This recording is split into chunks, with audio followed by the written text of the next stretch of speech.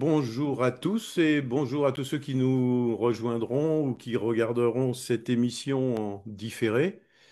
Bienvenue sur Tyrannus Enseignement Formation.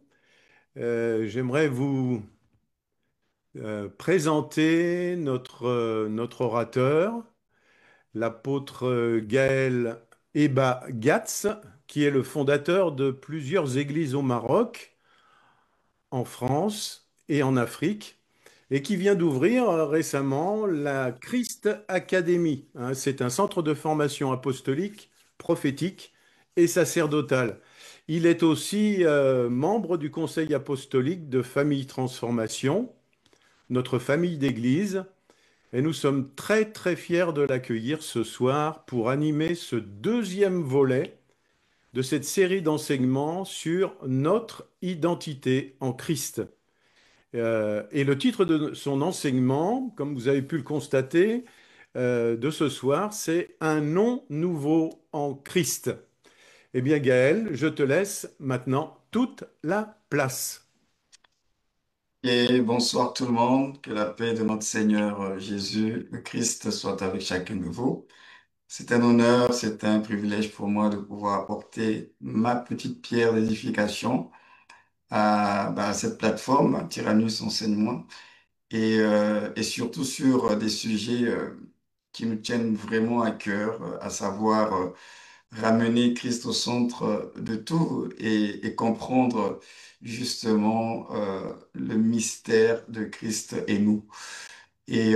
Donc la thématique sur l'identité en Christ me parle énormément parce que j'ai vécu des expériences avec Dieu et en 31 années de marche et de service avec le Seigneur, j'ai appris pas mal de choses.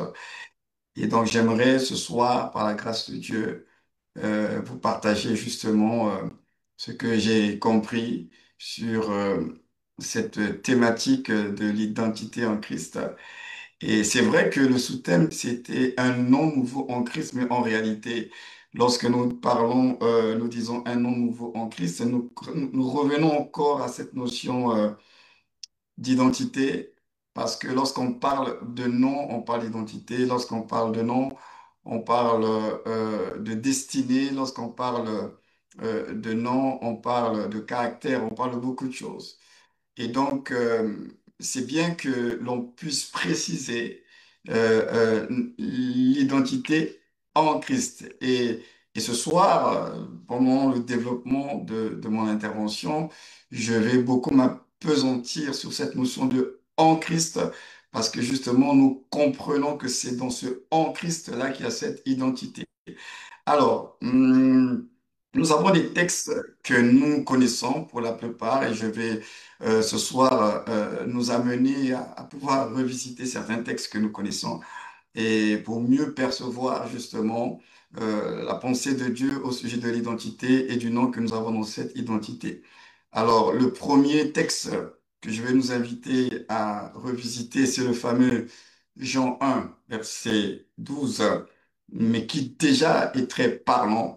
Ce texte qui nous dit, mais à tous ceux qui l'ont reçu, à ceux qui croient en son nom, elle a donné le pouvoir de devenir enfants de Dieu, lesquels sont nés non du sang, ni de la volonté de la chair, ni de la volonté de l'homme, mais de Dieu.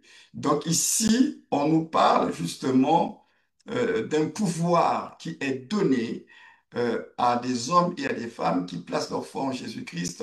Et ce pouvoir, c'est le pouvoir de devenir ce qui n'était pas avant. C'est-à-dire, nous étions tous enfants, plutôt des créatures de Dieu, mais nous n'étions pas tous enfants de Dieu. Enfants de Dieu, déjà, à partir de ce passage, nous découvrons que c'est un pouvoir qui nous est donné, c'est un privilège que nous recevons.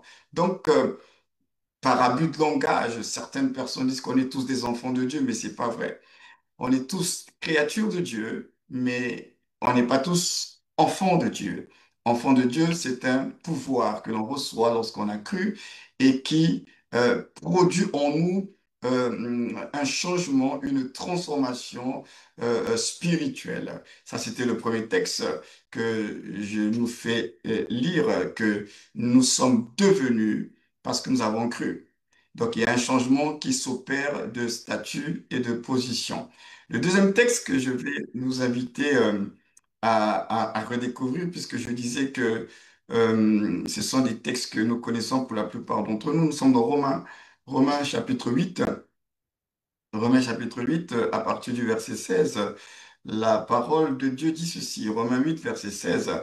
L'Esprit lui-même rend témoignage à notre esprit que nous sommes enfants de Dieu. Donc déjà ici, vous constatez que ce n'est pas une autoproclamation. On ne s'autoproclame pas enfant de Dieu. C'est un témoignage qui est reçu, mais c'est un témoignage intérieur. C'est quelque chose qui se passe à l'intérieur de nous. Donc, finalement, toute cette réalité de nous et Christ, c'est une réalité qui n'est pas extérieure, c'est une réalité qui est intérieure. En fait, tout se passe à l'intérieur de nous, dans notre esprit. C'est pourquoi la Bible dit que l'esprit rend témoignage à notre esprit que nous sommes enfants de Dieu.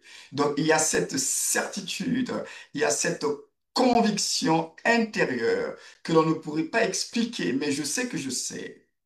Je sais que je sais, je suis enfant de Dieu, mais je ne pourrais pas vous expliquer. Mais tout ce que je sais à l'intérieur de moi, je sais que je suis enfant de Dieu, qu'il y a quelque chose qui s'est passé dans ma vie. Donc, et cela, c'est le témoignage de l'esprit. Et déjà, à ce stade, ce que vous devriez comprendre, justement, c'est que notre identité en Christ, elle se vit justement selon le témoignage intérieur du Saint-Esprit. Ça doit se passer à l'intérieur. Parce que ce que nous sommes devenus, c'est pas quelque chose de physique. C'est pas quelque chose qui est visible à l'extérieur. C'est quelque chose qui s'est produit de l'intérieur. C'est pourquoi nous allons lire encore un autre texte que je vais nous inviter à revisiter. C'est le fameux texte de, de Romains 8, 29, la suite, on reste dans le même chapitre, et après nous allons lire 2 Corinthiens 5 à partir du verset 17. Romains 8, 29 dit ceci, car ceux qu'il a connus d'avance, il les a aussi prédestinés à être semblables à l'image de son Fils, afin que son Fils fût le premier-né d'entre beaucoup de frères. Donc, il y a ici cette notion de prédestination. Dieu a fixé un but, un objectif. Ce que nous devons comprendre, c'est que toute création émane d'une idée au départ. On ne crée jamais une chose par improvisation. On crée toujours une chose parce qu'il y a un plan, il y a un projet, il y a une idée. La création n'existe pas par hasard. Donc, quand il y a une création, c'est qu'il y a eu déjà un projet. Et c'est sur la base de la vision du projet que la création va se déployer. Donc finalement, l'identité que nous recevons est liée au projet, à la pensée de Dieu, au but de Dieu. Et ce texte que nous venons de lire nous rappelle que nous qui avons été connus d'avance, nous avons été prédestinés. C'est-à-dire que Dieu a fixé déjà le but, la finalité prédestiné à être semblable à l'image de son Fils. À l'image de son Fils, afin que son Fils fût le premier-né dans beaucoup de frères. Et nous continuons notre voyage dans les Écritures. Nous sommes dans 2 Corinthiens 5, des textes que nous connaissons. 2 Corinthiens 5, à partir du verset 17. La Bible dit que si, et j'aime bien ce texte parce qu'il commence par un si, donc, parce que ça veut dire que ce n'est pas, ça ne concerne pas tout le monde. Souvenez-vous que je vous ai dit tout à l'heure que c'est par abus de langage que l'on dit qu'on est tous enfants de Dieu. Mais la vérité, c'est que enfant de Dieu, on le devient par la foi, on reçoit le pouvoir de devenir. Et 2 Corinthiens 5, verset 17 dit, si quelqu'un est en Christ, il y a un si, une condition. C'est pas pour tout le monde. Si quelqu'un est en Christ, il est une nouvelle créature ou une nouvelle création selon la version de la Bible. Donc déjà à ce stade-là, vous comprenez que la nouvelle création qui nous confère notre nouvelle identité avec un nouveau nom, ne peut se produire que si nous sommes en Christ. Donc, ça veut dire que si nous ne sommes pas en Christ, ce n'est pas possible d'être une nouvelle création et d'être et d'avoir une identité nouvelle sur le plan spirituel par rapport à Dieu. Si quelqu'un est en Christ, il est une nouvelle créature. Les choses anciennes sont passées. Voici, toutes choses sont devenues nouvelles. Et au verset 18, on dit, et tout cela, frères et sœurs, tout cela vient de Dieu, qui nous a réconciliés avec lui par Christ et qui nous a donné le ministère de la réconciliation. Et nous allons lire encore un autre texte avant que je vous partage la diapo de notre formation de ce soir. C'est aussi un très beau texte que j'aime bien dans Jean chapitre 3. C'est cette fameuse conversation entre Jésus et Nicodème, le docteur de la loi d'Israël. Et il lui parle justement de nouvelle naissance, de nouvelle identité spirituelle. Au verset, euh, au verset, si vous voulez, 3 du chapitre 3 de Jean, Jésus dit à Nicodème, en vérité, je te le dis, si un homme ne naît de nouveau, il ne peut voir le royaume de Dieu. Nicodème lui dit, mais comment un homme peut-il naître quand il est vieux? Peut-il rentrer dans le sein de sa mère et naître? Jésus répondit, en vérité, je te le dis, si un homme ne naît d'eau et d'esprit, il ne peut entrer dans le royaume de Dieu. Verset 6 qui nous intéresse ici, le verset 6. Ce qui est né de la chair est chair. Suivez-moi très bien. Ce qui est né de la chair est chair, et ce qui est né de l'esprit est esprit. Ne t'étonne pas que je t'ai dit, il faut que vous naissiez de nouveau. Donc, ce qui est né de la chair est chair, et ce qui est né de l'esprit est esprit. Tout à l'heure, nous avons lu dans Jean 1, verset 12. On a dit que ceux qui ont cru, ceux qui ont reçu le Seigneur, ils ont reçu le pouvoir de devenir enfants de Dieu. Et le texte de Jean dit que ce n'est ni de la volonté de la chair et du sang, mais c'est de la volonté de Dieu qu'ils sont devenus enfants de Dieu. Donc, déjà à ce stade, ce que nous devons comprendre, c'est que cette identité dont nous partageons dans cette formation, elle est rattachée à Christ. Et que en dehors de Christ, il va être difficile pour nous de pouvoir être autre chose que ce que nous avons toujours été en Adam. Il y a un texte dans les noces de Cana, dans Jean chapitre 2, vous connaissez Jésus qui transforma l'eau en vin, qui nous parle aussi un peu de cette notion de changement, de transformation. Euh, on dit Jésus a changé l'eau en vin. Les deux sont des liquides, hein, mais les deux n'ont pas les mêmes constitutions. L'eau n'a pas d'odeur, n'a pas de goût, n'a pas de couleur, n'a pas de saveur. L'eau, c'est pour un usage standard. Par contre, le vin a une couleur, a une odeur, a de la saveur et généralement, c'est pour les grandes occasions. Deux liquides, mais avec des propriétés différentes et des destinées différentes. Qu'est-ce qui a changé la destinée de cette eau en vin? C'est l'intervention de Jésus. C'est un message prophétique pour dire c'est ce que Jésus fait dans nos vies. Au départ, quand nous étions en Adam, nous étions tout simplement de l'eau. La vie était normale, standard, sans saveur, voilà, qui survivait juste. Quand Jésus arrive, il vient pour changer les données, il vient pour donner une nouvelle identité, il vient communiquer de nouvelles propriétés, il vient redonner un sens, une direction à notre vie. Et ce qui autrefois était d'un usage vil, parce que dans l'histoire des noces de Cana, c'était de l'eau qui servait à la purification des Juifs. Donc ce qui avait une utilité vile, il va faire en sorte que cette eau transformée en vin va se retrouver sur la table d'honneur des mariés. Il a changé le statut, hein. Il a changé la position. C'est l'intervention de Jésus et il n'y a que Jésus qui peut faire cela. Ce qui est né de la chair est chair, ce qui est né de l'esprit est esprit. Donc, puisque nous sommes en train de parler d'identité en Christ, nous ne saurions aller plus loin si nous ne comprenons pas le mystère, justement, de la nouvelle création, parce que finalement, c'est ce que nous sommes devenus en lui. Et ce que nous sommes devenus en lui, nous l'avons lu dans 2 Corinthiens 5 tout à l'heure, nous sommes devenus une nouvelle création.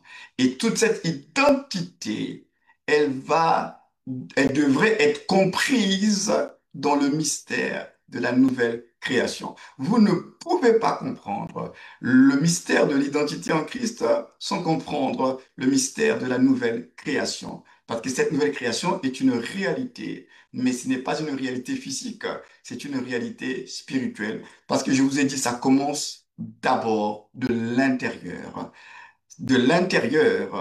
et ça va déborder, bien entendu, à l'extérieur. Alors, puisque nous parlons de nouvelle création, je vais donc vous partager à ce stade-là mes notes pour que nous puissions maintenant avancer. Alors, ok,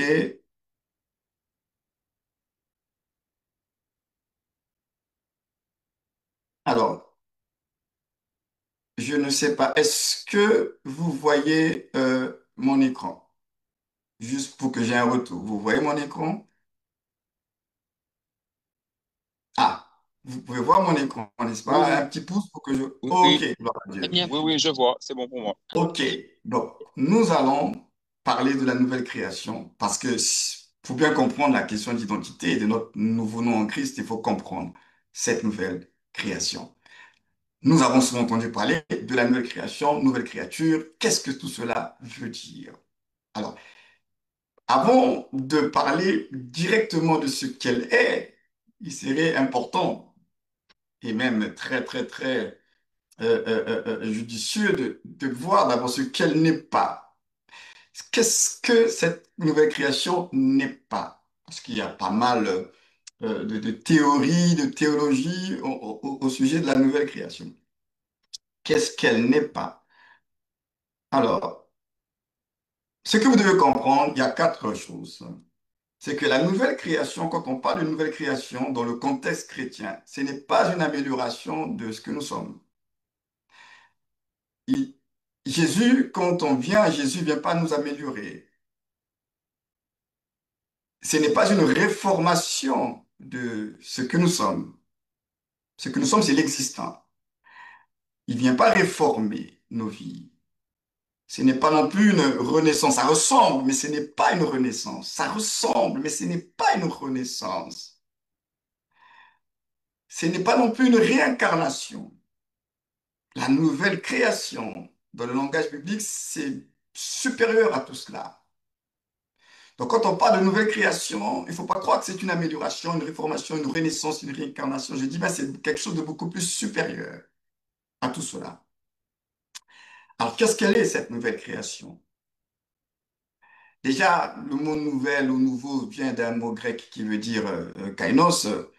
Et kainos veut dire ce qui est récent, ce qui n'a jamais été porté. Hein, quelque chose de récent, de nouveau, qui n'a jamais été porté. Kainos, c'est aussi dire que c'est une nouvelle sorte de quelque chose, une nouvelle sorte de. C'est quelque chose qui est sans précédent, c'est non commun, c'est ce qui est inconnu. Ça n'a jamais existé. C'est ça, Kainos. Donc, finalement, la nouvelle création, ce que nous devons comprendre, c'est un être spirituel hors du commun, inconnu au monde. C'est un être spirituel hors du commun, inconnu au monde. Je vais vous prendre un exemple très simple, puisque nous parlons de nouvelle création ou de nouvelle naissance. Lorsqu'un bébé vient au monde, un bébé qui naît dans une famille, c'est un être qui n'a jamais existé auparavant. Un bébé qui naît dans une famille, il n'a pas de passé, il n'a pas d'histoire. Il n'a jamais existé, il n'a pas de passé, et puis il est inconnu pour tout le monde. Personne ne le connaît. bébé est un être que l'on va découvrir. Donc, on ne peut pas parler en termes de nouvelle naissance ou de naissance, dans le principe de la naissance. Quand on parle de naissance, c'est quelque chose qui n'a jamais existé. Ce n'est pas quelque chose qui existe, c'est quelque chose qui n'a jamais existé, que l'on va découvrir. Donc, à ce stade, vous devez comprendre qu'en Christ Jésus, ce que nous sommes devenus, c'est quelque chose que nous-mêmes, les concernés, on va se découvrir et le monde qui nous entoure aussi va nous découvrir. Et là, vous allez bien comprendre que quand nous parlons ainsi, nous ne parlons pas de nous en tant qu'être physique ou bien émotionnel, parce qu'en tant qu'être physique et émotionnel, on se connaît et les gens nous connaissent. Les gens connaissent notre taille, notre poids, notre culture, notre situation sociale, notre tempérament. Pour certains, les gens connaissent cela. Même nous-mêmes, on peut parler de nous, se présenter. Mais quand nous parlons de nouvelle création, ça n'a rien à voir avec ce qui est physique. Ça n'a rien à voir avec ce qui est émotionnel. La nouvelle création concerne votre esprit. Ce n'est pas quelque chose de physique. Ça n'a rien à voir. Voilà pourquoi, lorsque vous avez accepté le Seigneur Jésus, physiquement, vous n'avez pas changé. Émotionnellement, vos problèmes, vos difficultés sont toujours là. Mais alors, qu'est-ce qui a changé? Puisque physiquement, on est resté les mêmes personnes, on n'est pas devenus des bébés, on a gardé nos âges physiques, biologiques. Mais on nous dit que, en l'acceptant, en croyant en Jésus, nous sommes devenus une nouvelle création, il y a une nouvelle naissance qui est là, nous sommes devenus des enfants de Dieu, des bébés en Christ. Mais pourtant, physiquement, quand les gens nous regardent, on n'est pas des bébés, on n'est pas des enfants. Tout simplement parce que la nouvelle création concerne votre esprit. Il s'agit de votre esprit. Et donc, il s'agit de votre être intérieur. C'est pourquoi, pour comprendre le mystère de notre identité en Christ, l'endroit, le lieu, là où il faut regarder, c'est à l'intérieur de nous, c'est-à-dire à notre esprit. Parce que quand Dieu parle dans sa parole, Dieu parle d'abord à nos esprits. La parole de Dieu parle à nos esprits. Il dit, mes paroles sont esprit et vie. Alors, la nouvelle création, c'est donc, comme je le dis, c'est une découverte. Nous sommes en Christ, du point de vue de notre esprit, on est un spécimen rare pour le monde. Parce que cet esprit qui est sorti de Dieu, on le verra, qui est né de Dieu, il va commencer à manifester des attitudes, il va commencer à influencer dans notre vie physique et extérieure ce que nous ne manifestions pas avant d'être en Christ. C'est là où les gens vont commencer à nous découvrir. Qu'est-ce qui s'est passé dans sa vie? Pourquoi il ne fait plus ceci? Pourquoi elle ne fait plus cela? Parce qu'il y a quelque chose, il y a une graine, il y a une semence qui a été plantée dans son esprit. Et à force de marcher avec le Seigneur, ça commence à grandir, ça grandit, mais ça grandit de l'intérieur. Et comme ça grandit de l'intérieur, ça va commencer à nous communiquer à l'intérieur de nous les sentiments de Christ, les pensées de Dieu. Nous allons commencer à partager les pensées de Dieu, les sentiments de Dieu, parce que la Bible dit que nous sommes devenus avec lui une même plante. Alléluia. Donc, c'est des textes que nous avons déjà vus. Comme je dis que tout cela n'est possible, toute cette nouvelle création n'est possible que en Christ. Tout à l'heure, j'ai anticipé. Ce n'est que en Christ qu'il y a la nouvelle création. Donc, ce que je vous ai dit tout à l'heure, c'est ce que Jésus a dit à Nicodème. Si quelqu'un ne naît pas de nouveau d'esprit, il ne pourra pas voir et entrer dans le royaume de Dieu. Ce que nous devons comprendre, notre identité spirituelle est rattachée à une réalité spirituelle. La nouvelle création est une réalité spirituelle. C'est pourquoi tout à l'heure je lisais le passage de Jean 3, à partir du verset 3, où il dit que ce qui est né de la chair est chair, mais ce qui est né de l'esprit est esprit. Donc si nous sommes nés de Dieu, Ça veut dire que nous sommes nés de l'esprit.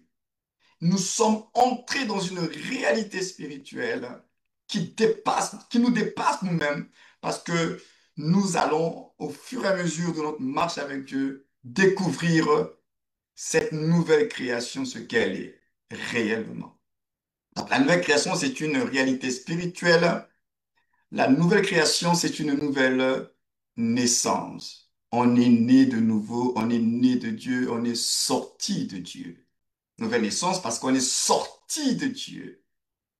On n'est pas sorti d'autre part, mais comme une femme qui a porté une grossesse et au temps de la délivrance, elle va accoucher. La nouvelle naissance sur le plan spirituel, c'est que nous sommes sortis de Dieu par le moyen de la foi et il va nous engendrer par lui-même. Ce sont des mystères. La nouvelle création, c'est une nouvelle vie. Donc on a dit que c'était une réalité spirituelle. On a dit que la nouvelle création, c'est une nouvelle naissance. La nouvelle création, c'est une nouvelle vie que nous recevons. C'est une nouvelle semence que nous portons en nous. C'est une nouvelle vie. C'est une nouvelle vie, c'est quelque chose qui n'a jamais existé. Une semence qui est plantée afin de donner naissance à un arbre, à une plante qui n'a jamais existé auparavant. C'est pourquoi, au fur et à mesure que nous grandissons dans le Seigneur et dans la foi, on va commencer à manifester des comportements que nous ne manifestions pas avant d'être en Christ. Parce que c'est ça l'impact, les fruits et les résultats de cette semence qui grandit en nous. Et ça, c'est important. La nouvelle création, c'est le mystère du vin nouveau et des outres neuves également. Jésus disait qu'on ne met pas du vin nouveau dans des vieilles outres. Pour que il y ait vin nouveau, il faut aussi qu'il y ait des nouvelles outres. Là, cette nouvelle vie de Dieu doit être dans un contenant. Et ce contenant-là, c'est votre esprit qui est régénéré, qui peut recevoir cette vie de Dieu. Parce que la vie de Dieu est maintenant rendue accessible. Donc par la nouvelle naissance, si vous voulez, nous sommes au bénéfice des réalités du royaume de Dieu. La vie de Dieu, nous avons accès à cela. Mais ce n'est pas n'importe qui. Il faut que nous soyons des hommes et des femmes nés de nouveau, parce que ceux qui ne sont pas nés de nouveau, ils ne pourront pas recevoir la vie de Dieu. La nouvelle création, c'est le mystère que nous avons vu tout à l'heure de Jésus qui changea l'eau en vin.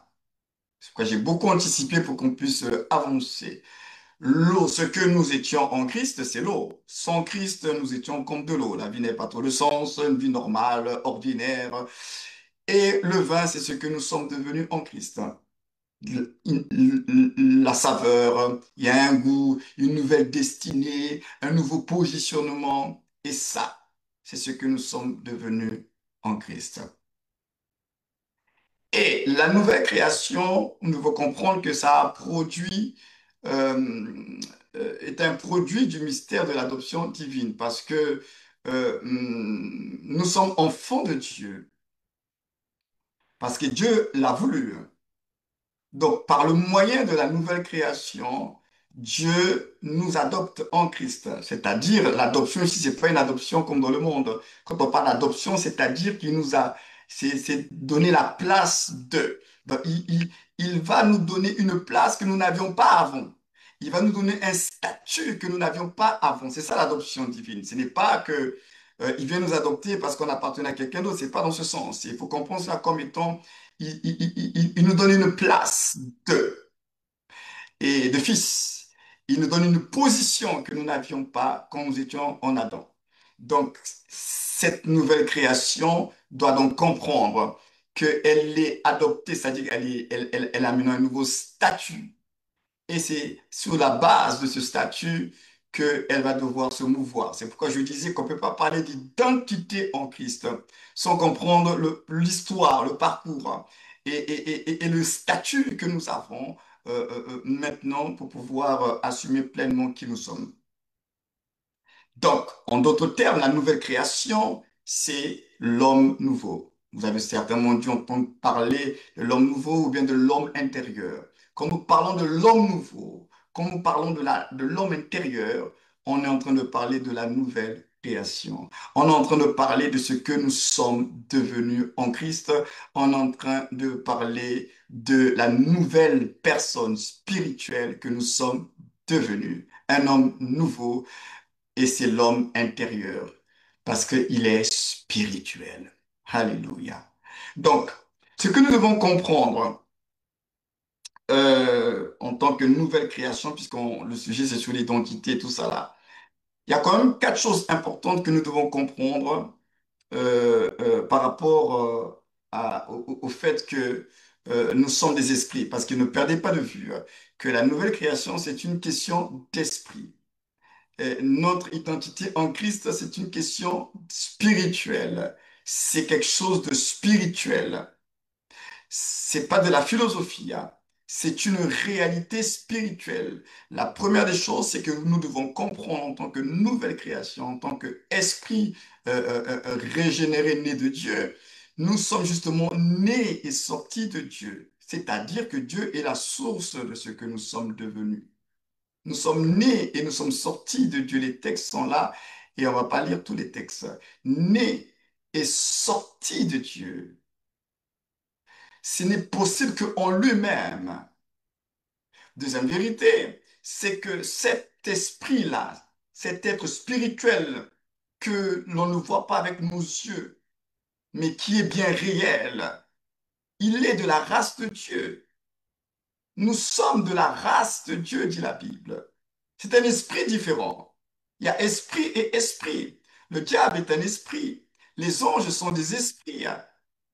Les humains ont aussi un esprit. Mais la nouvelle création, ce sont des esprits, mais de la race de Dieu. Ce qui nous amène au troisième point. Et nous sommes les seuls esprits qui avons reçu la grâce de participer à la nature divine. Nous sommes participants de lui. Nous faisons corps avec lui. Pourquoi? Parce que nous sommes sortis de lui. Les autres, les anges ne sont pas divins. Les anges sont des êtres spirituels qui ont reçu de Dieu des grandes capacités pour opérer dans du surnaturel, c'est vrai. Mais les anges ne sont pas de la race divine. Ceux qui portent le divin et qui sont participants de la nature divine, c'est nous. C'est l'humanité en Christ. C'est pourquoi il a fait de nous participants de la nature divine. Et bien entendu, dans le quatrième point, c'est toujours important de s'en souvenir, c'est que il y a, comme je l'ai dit tout à l'heure, esprit et esprit. Il y a Dieu en tant que le grand esprit, et puis il y a les anges en tant que des esprits, mais qui sont des esprits serviteurs, qui sont au service de Dieu, pour les desseins de Dieu. Et puis à nous. Nous, on n'est pas des esprits serviteurs, ceux qui sont en Christ, bien entendu. Nous sommes des esprits fils, héritiers de Dieu. Nous sommes différents. Nous sommes des esprits fils. Nous sommes des esprits héritiers de Dieu. Nous sommes les seuls à avoir ce statut. Fils, héritiers de Dieu. Et c'est nous qui prenons part à sa nature et c'est nous qui avons accès au trône de Dieu. Et les anges, les autres esprits sont au service de Dieu et de nous qui sommes les enfants de Dieu. Alléluia. Donc vous devez comprendre qu'en tant que des esprits, nous sommes des esprits supérieurs. Ce qui fait notre supériorité, ce n'est pas notre capacité physique, c'est ce que nous sommes spirituellement. Parce que nous sommes investis de quelque chose de grand et de glorieux que les autres n'ont pas. Donc, nous sommes fils héritiers. Donc, et je vais faire la petite chute sur quelques vérités que nous devons savoir sur le fait d'être en Christ, parce que tout est lié à notre identité. Donc, être en Christ, on dit vérité. Euh, la première des choses, c'est que vous devez savoir que celui qui est en Christ, il est passé de la mort à la vie. Il est passé de la mort à la vie. Celui qui est né de Dieu, il est passé de la mort à la vie. Il est passé du royaume des ténèbres au royaume de lumière. Donc, être en Christ, d'abord, c'est un passage de la mort à la vie. Nous étions morts à nos péchés et nous sommes vivants en lui. La croix, c'est notre mort. Et la résurrection de Jésus, c'est notre vie. C'est un passage. Deuxième vérité, être en Christ, nous avons été transférés.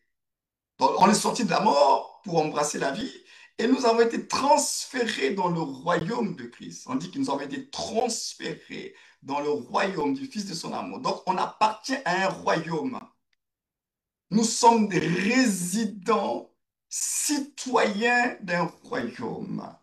Pas d'une république, mais d'un royaume. Donc, il y a eu un transfert qui a été fait et notre vie, notre naissance, notre éveil spirituel va se faire dans un royaume. Lui, il est venu comme le Fils de l'homme et son éveil humain s'est fait dans une bergerie, dans une étable, parce qu'il fallait qu'il soit méprisé, abandonné des hommes. Mais nous, sur le plan spirituel, notre éveil se fait dans le royaume de Dieu. Nous sommes spirituellement dans le royaume. C'est pourquoi il a dit à Nicodème, si quelqu'un n'est pas né de nouveau, il ne peut pas entrer dans le royaume et il ne peut pas voir le royaume. Alléluia. Nous sommes en Christ. Ce que nous devons savoir aussi, c'est que ce mystère-là, c'est que nous avons en Christ reçu une personne, une présence, une puissance. Donc le chrétien, par son identité, doit comprendre que, en tant que nouvelle création en Christ, je ne suis pas seul. J'ai le Christ avec moi. Sa présence est avec moi. Sa puissance est avec moi. Et ça, c'est important. Le chrétien n'est pas seul. Il n'est pas seul. Tout est spirituel. Alors pour ceux qui lisent un peu la Bible, vous connaissez un peu l'histoire d'Élisée. Lorsque l'armée de Syrie est venue pour attraper le prophète Élisée, et puis il était sur cette montagne. Il était là en méditation certainement, et son serviteur Géasi, lorsqu'il est sorti, il a vu la montagne qui était encerclée par les chars de leurs ennemis. Géasi est en panique générale, tandis que Élisée était serein dans la paix, il était détendu. D'où venait la paix d'Élisée, le prophète, au moment où son serviteur était dans la panique parce qu'il a vu les ennemis. Il s'est dit, mais qu'est-ce que nous allons devenir? C'est fini, il était dans la panique. Et Élisée a fait une prière à Dieu parce qu'Élisée savait que physiquement, on ne voyait pas les réalités qui étaient avec lui, mais il était conscient des réalités qui étaient avec lui. Et c'est pourquoi il demande à Dieu d'ouvrir, d'ouvrir, d'ouvrir les yeux de son serviteur pour qu'il voie ceux qui étaient avec eux. Et Dieu a exaucé la prière de son serviteur.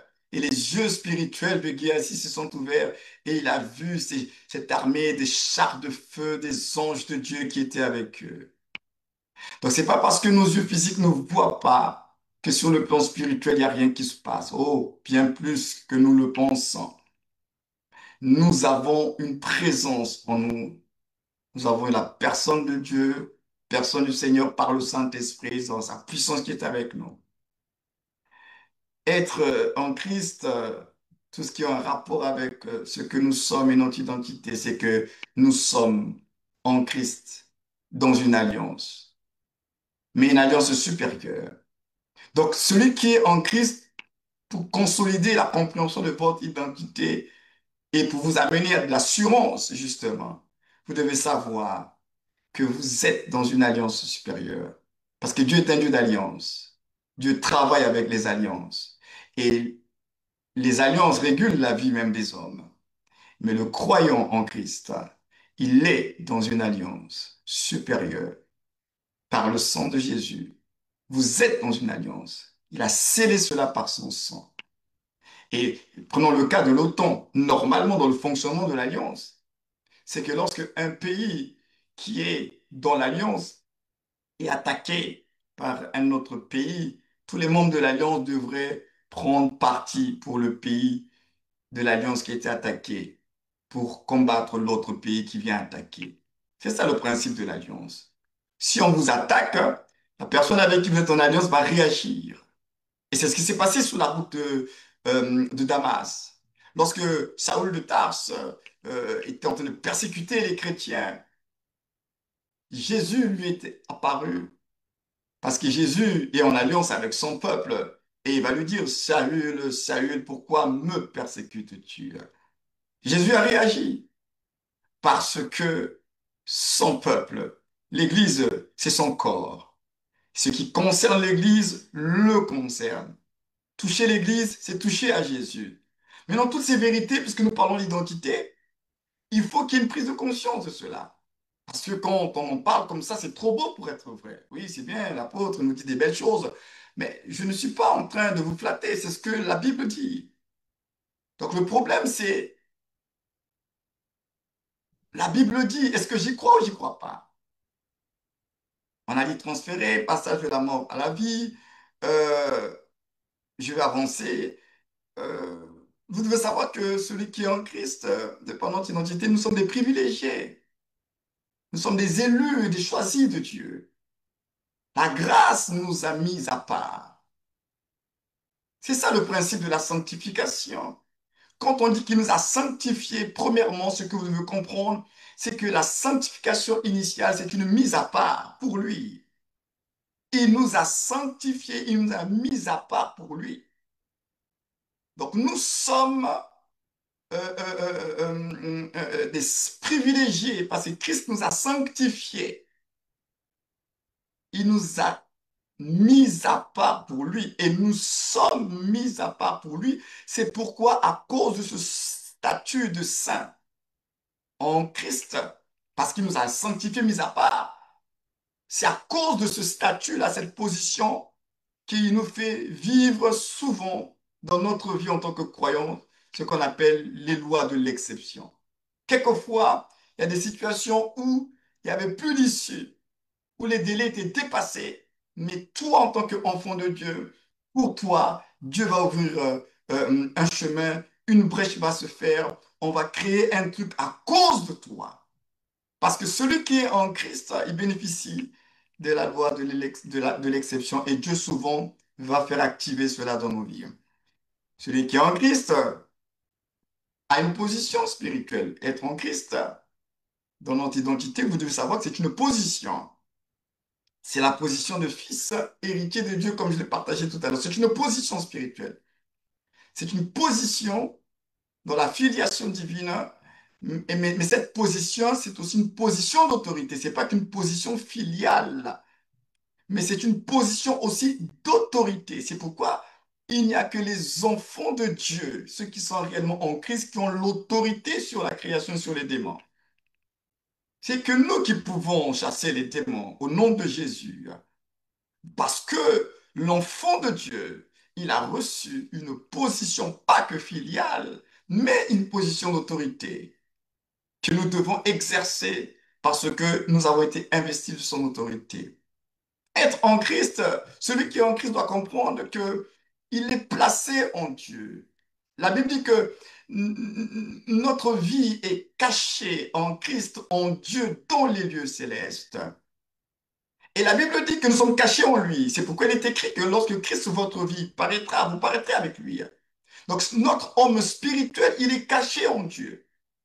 Il est caché en Dieu, il est caché en Christ. Donc votre vraie réalité spirituelle n'est pas accessible, atteignable. Le diable ne peut pas toucher la nouvelle création. Mais le diable peut toucher votre corps, peut toucher vos émotions, votre âme. Mais l'être spirituel que vous êtes devenu en Dieu, en Christ, il n'est pas touchable. Nous sommes gardés en lui. C'est pourquoi la Bible dit qu'il nous a fait asseoir avec lui. Donc, spirituellement, notre homme intérieur, il prend part déjà, il a les prémices du royaume et de la vie éternelle. C'est pourquoi notre homme spirituel, notre homme intérieur, il n'attend pas le retour de Jésus pour vivre déjà dans la présence de Dieu. Nous sommes déjà dans la présence de Dieu de par notre esprit. Mais quand Jésus reviendra, ça sera les grandes retrouvailles. Parce que nous serons transformés, corps, âme et esprit, nous allons devenir semblables à lui dans l'intégralité. Mais pour le moment, ce n'est que notre esprit qui goûte aux réalités d'en haut. Notre esprit goûte aux réalités d'en haut. C'est pourquoi nous pouvons dire avec aisance, je me suis rapproché de Dieu, j'étais dans la présence de Dieu. Comment tu peux dire que tu étais dans la présence de Dieu? C'est ton esprit qui goûte à la présence de Dieu. J'étais dans sa présence. Oui, parce que ton esprit a les prémices de notre héritage futur. Notre esprit goûte déjà cela. C'est une bonne nouvelle. Nous sommes déjà placés en lui de par notre esprit. Et nous sommes, de par notre identité en Christ en tant que nouvelle création, nous sommes entrés dans une nouvelle destinée. Cette nouvelle destinée s'appelle Christ. On a lu le texte de Romains 8 tout à l'heure, verset 29. Ceux qu'il a connus d'avance, il les a prédestinés à devenir semblables à l'image de son Fils. La destinée s'appelle Jésus. C'est son image, c'est son caractère que Dieu veut voir se manifester en nous. C'est pourquoi dans Galates 4, verset 19, l'apôtre Paul disait, oh, à ces Galates, oh, les enfants pour lesquels j'éprouve encore les douleurs de l'enfantement jusqu'à ce que Christ soit formé en vous. Jusqu'à ce que Christ soit formé en vous. Alléluia. Nous sommes dans une destinée glorieuse qui s'appelle le Christ, qui est lui-même notre destinée. Cette nouvelle création a un capital vie abondante. Notre capital vie abondante, c'est la vie Zoé de Dieu. Nous avons une vie en nous, sur le plan spirituel, qui est la vie abondante. Et cette vie abondante, c'est la vie Zoé de Dieu. Donc nous partageons sa vie. Donc notre être spirituel, je le répète, dit la Bible, il est devenu une même plante avec Dieu. Nous partageons sa vie. Et je terminerai justement par ce que vous lisez. Seuls ceux qui sont en Christ peuvent devenir comme Christ. C'est pourquoi la Bible dit, tel il est, tel nous sommes. Donc, je vais sortir de ma diapo, faire ma conclusion. Tel il est, tel nous sommes.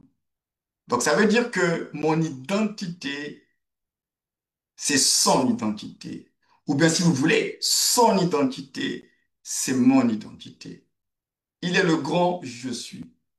Pour que je puisse dire je suis, il faut que lui, qui est le grand je suis, puisse dire tu es.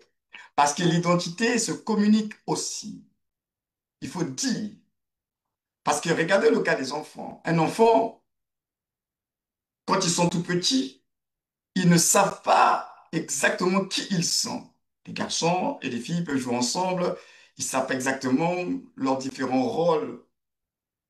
Mais à un moment donné, c'est aux parents de dire à la fille, comme aux garçons, les filles ne font pas ça.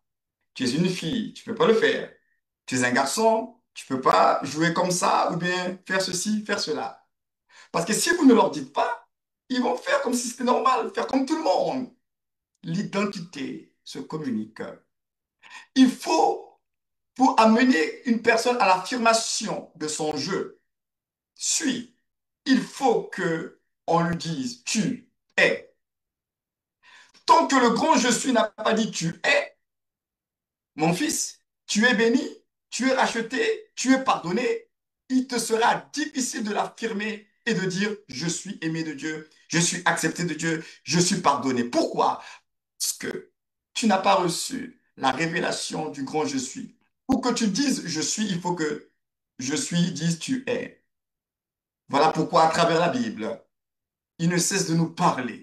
Vous êtes devenus, en lui, vous êtes, tout ça, il est en train de vous communiquer votre identité afin de vous amener à l'affirmation de cette identité pour que vous puissiez dire avec assurance, je suis enfant de Dieu, je suis racheté, je suis pardonné. Alors tu vas le dire. Non pas parce que c'est un phénomène de mode, pas par envie, tu vas le dire parce que tu as reçu la révélation et surtout parce que c'est vrai. Parce que c'est vrai, parce que cela te concerne. Si Dieu dit que je suis pardonné, je suis pardonné. Si Dieu dit que je suis plus sous la malédiction, je dois dire que je ne suis plus sous la malédiction. Même si les réalités extérieures me donnent un autre message, le plus important, ce n'est pas les réalités. Le plus important, c'est la vérité. Qu'est-ce que Dieu dit? Les réalités sont variables, mais la vérité est invariable. Ce que Dieu a dit, c'est ce qu'il a dit. Donc, nous devons apprendre à nous appuyer en tant que nouvelle création dans notre identité, à marcher selon la parole de Dieu. Qu'est-ce qu'il dit à mon sujet? Qui est-il pour moi? Qu'est-ce qu'il a fait pour moi? Qu'est-ce que je suis devenu en lui? Qu'est-ce que j'ai reçu de sa part? Qu'est-ce que je suis capable de faire avec lui? Quelle est ma destinée avec lui? Autant de questions qui doivent être claires afin que nous puissions marcher dans l'assurance de cette nouvelle identité. Parce que quand tu découvres réellement ta valeur, quand tu découvres véritablement tes droits, tu ne vas plus accepter n'importe quoi dans ta vie, hein. Tu ne vas plus accepter n'importe quoi. Pourquoi nous acceptons n'importe quoi? Parce qu'on ne connaît pas. Notre ignorance nous crée des problèmes. Mais lorsque nous découvrons réellement qui nous sommes, alors il y a des relations que nous allons devoir mettre entre parenthèses. Il y a beaucoup de choses dans notre vie, on va commencer à mettre de l'ordre à cause de ce que nous sommes devenus. Tout part, les amis, de la prise de conscience.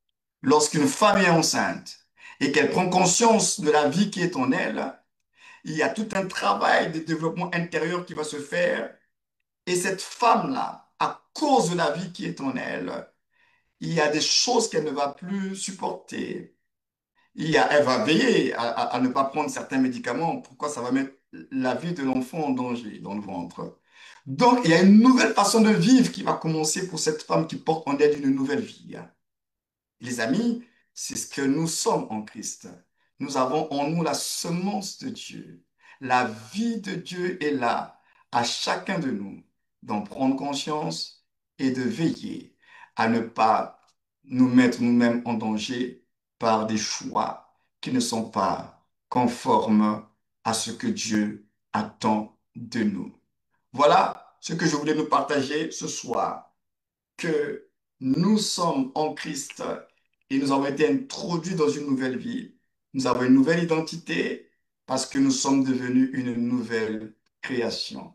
Mais cette nouvelle création doit prendre conscience de son être, doit prendre conscience de son avoir, doit prendre conscience de son pouvoir. En d'autres termes, cette nouvelle création, pour bien marcher dans son identité, doit être au clair avec justement l'être, c'est-à-dire son identité en Christ, son avoir, c'est-à-dire l'héritage que tu as en Christ, ce que tu as reçu de lui, le pouvoir, quelle est l'autorité que tu as reçue de lui. Si ces trois éléments sont au clair, alors nous marcherons en tant que des enfants de Dieu victorieux, malgré les combats, parce que les combats, il y en aura toujours, mais nous affronterons les combats de la vie avec un autre état d'esprit, parce que vous l'aurez compris, tout se passe à l'intérieur de nous, dans votre homme intérieur. Toutes les réalités sont à l'intérieur. Les pensées de Dieu, il va vous les communiquer à l'intérieur. Alors, faites extrêmement attention à ce qui se passe à l'intérieur de vous. Parce que le Saint-Esprit, il parle plus à votre homme intérieur qu'à l'homme extérieur. Voilà, pour ce soir, que Dieu vous bénisse et je pourrai repasser la parole à Denis. Waouh, ben, merci beaucoup, Gaël. Euh, Waouh, c'était vraiment profond. Je vais remercier tous les amis qui nous ont suivis sur Facebook et qui nous écouteront peut-être un peu plus tard sur Facebook. Je vous souhaite une bonne soirée et à bientôt sur Tyrannus Enseignement Formation